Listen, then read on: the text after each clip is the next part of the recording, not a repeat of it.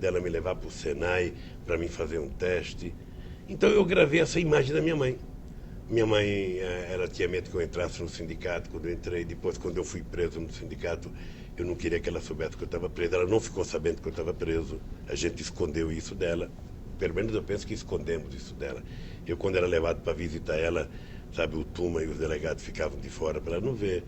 Então eu tenho essa imagem de dizer, eu sou o que sou pela educação que a minha mãe me deu. Uma mulher que não batia, uma mulher que não tinha recursos para dar para gente.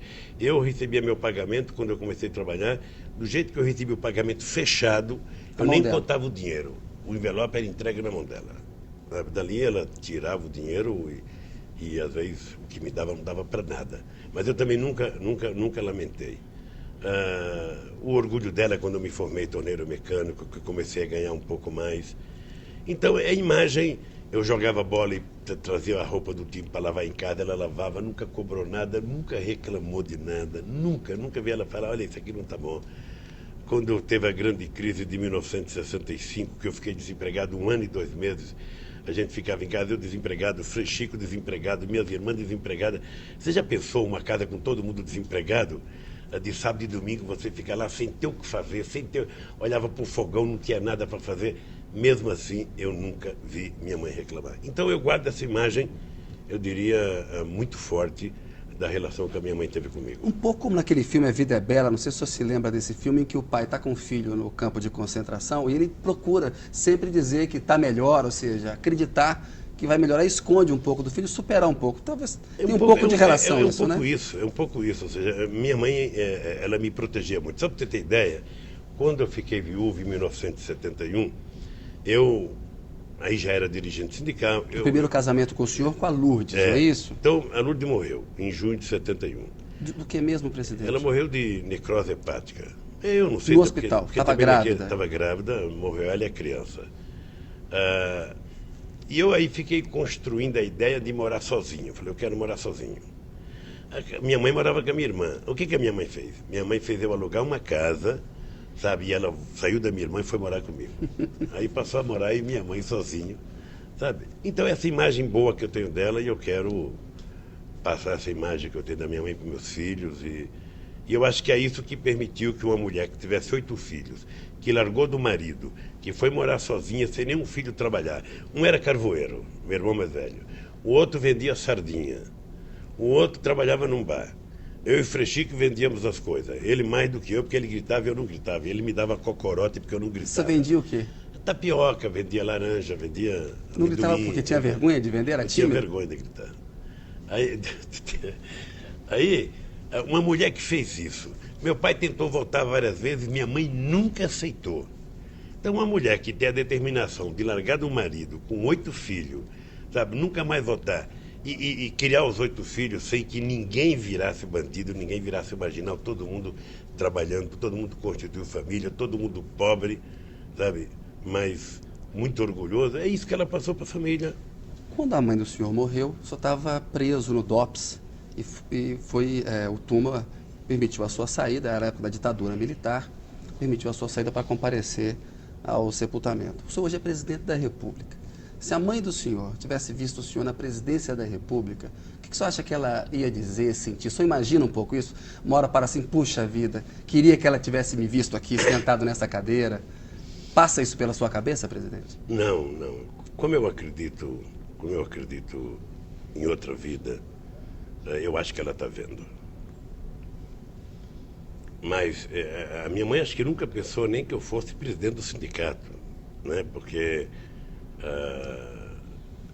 naquele tempo era importante ser presidente do sindicato, parecia uma coisa importante. Então, quando eu virei presidente do sindicato, para ela já era o máximo. Ou seja, já era uma honra, uma distinção. E ela tinha muito medo. Minha mãe tem muita preocupação que eu fosse preso, minha mãe tem muita preocupação, sabe, que acontecesse alguma coisa comigo. Eu acho que se ela tivesse visto eu ser presidente da República, seria o máximo para ela. Boa. Presidente, uma coisa que o senhor martela muito nos seus discursos, quando o senhor defende os programas sociais, a questão do combate à fome, é dizer que o senhor sentiu na pele o que os pobres do país sentem.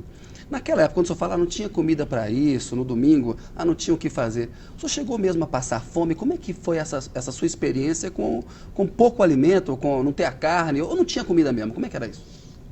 Eu acho que eu tinha uma dor eterna no estômago. Eu tinha uma dor aqui do lado que eu achava que era fome. O Kennedy, não apenas eu, mas várias pessoas, minhas irmãs trabalhavam de empregada doméstica, portanto elas comiam na casa da patroa, meus irmãos trabalhavam fora. Mas veja, há uma coisa que é o seguinte, olha, você imagina você chegar um domingo de manhã na tua casa, às vezes você tinha feijão e farinha e não tinha carne, então era aqueles pedaços de toucinho gordo, feito ao molho. Você comia aquele tocinho, mas só gordura mesmo. Só gordura. Sabe? Quando você tem 10 anos, 12, 13 anos, você come até pedra. Aquilo, teu organismo, sabe, tritura aquilo com facilidade. Eu, por exemplo, vou contar um caso que me marcou muito. Uma vez eu levei... No domingo é o dia que... na segunda-feira é o dia que o trabalhador que comia de marmita levava a melhor comida, porque levava a sobra do domingo. Era o macarrão com frango, era o macarrão com bife à milanesa. E eu lembro que... Ficava olhando ali as marmitas. E também a gente sempre constrói uma turma que senta junto. Ou seja, tanto na escola quanto na fábrica, você tem uma turma que senta junto. E eu sentava com 6 companheiros numa mesa. E uma segunda-feira, eu fui abrir minha marmita e eu percebi que não tinha mistura. Era só feijão e arroz. Sem nada, mas nem um ovo frito. Então eu fechei a marmita e eu falei, eu estou sem fome, eu não vou comer. Porque eu estava com vergonha de comer na frente dos companheiros. Aí um filho da mãe de um companheiro meu falou assim, Taturana, me dá tua mistura para mim. Taturana porque era apelido? Era apelido. Aí eu falei, não vou dar porque eu vou comer depois. Sabe? Mas na verdade eu não dei porque eu não tinha. Não tinha mistura para dar. Eu, por exemplo, ia levar água quando eu tinha 8 anos de idade, 9 anos, ainda em Santos. Meu pai fazia a gente levar água para outra mulher dele. Lá do Wilson, ou seja, de Vicente de Carvalho, quando está chegando no mar, até mais ou menos na metade do Guarujá, na última vila de Vicente de Carvalho. E a gente pegava um barril d'água de 200 litros com uma corda, sabe? E a gente puxava para levar água para casa da outra mulher do meu pai.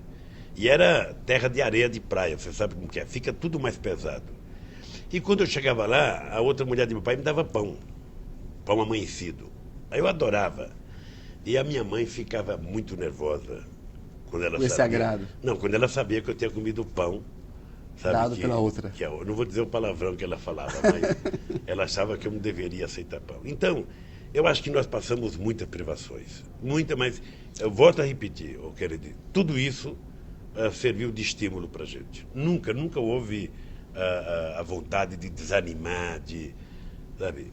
E hoje, quando o senhor toma uma decisão como presidente da República, o senhor leva em conta essa experiência, ela salta a sua cabeça, não está definindo um programa social, o senhor lembra daquela época e fala, eu tenho que fazer isso porque eu conheço esse efeito concreto? Kennedy, o problema não é apenas que eu conheço, o problema é que eu sei de onde eu vim e sei para onde eu vou voltar.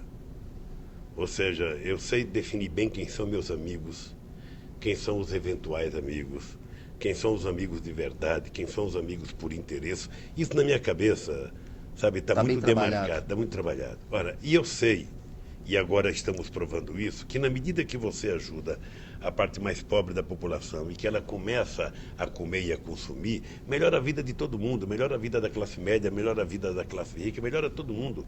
Os dados que foi publicado ontem numa pesquisa de uma empresa que mostra que no norte e no nordeste brasileiro, a classe D e E consumiram mais 5% do que a classe A e B do Centro-Sul em material de higiene. É uma coisa extraordinária. Significativo. É uma coisa que eu acho fantástica. Ou seja, então, eu acho que comer é sagrado. Se levantar de manhã, ter um cafezinho. Eu, por exemplo, passei até os 7 anos de idade, o café nosso era uma cuia de farinha com café preto. Fazia um mingau e comia. Eu vim conhecer pão já com 7 anos de idade. Arroz a gente só comia quando estava doente. Arroz era remédio. Sabe, quando uma mulher tinha tido um filho, então na quarentena ela comia arroz. Quando a gente estava com dor de barriga, alguma coisa assim, comia arroz, mas não era todo dia era feijão com farinha, era aquilo seco, e você ia colocando molho, colocava molho, aquilo ia ficando uma massa de cimento que você comia. Bom, na época era delicioso.